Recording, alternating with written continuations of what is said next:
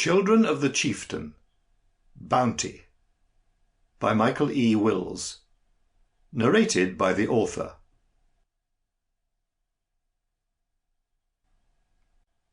Introduction. The Vikings were great travellers. The ones who lived in Sweden generally voyaged east.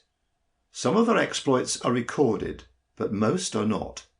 What follows in this book is a story, but it's a tale which is based on some of the few facts we have.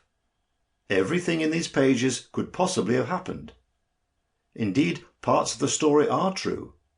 For example, that Emperor Basil II did have a battle in the year 989, where his enemy, General Phocas, fell from his horse and died.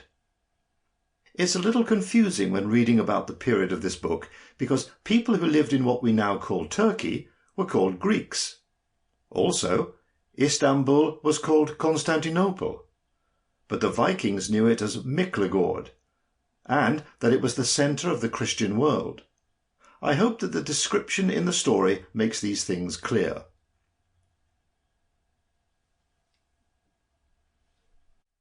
Prologue. The ceremony was almost over. The burning torches which the men had been carrying around the sacred hill outside the village were getting dimmer. The torchlight procession was part of the spring ritual. The shaman had proclaimed that this particular day was the end of winter and the beginning of spring.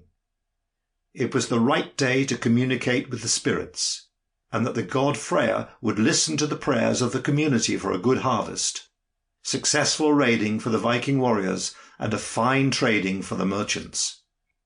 The snow had gone, but the grass revealed by the thaw was lifeless and grey. However, on the edge of the village it was brightened by a blazing fire over which a sheep was roasting. The shadows of those near the fire danced on the ground, which was yet to show signs of new life.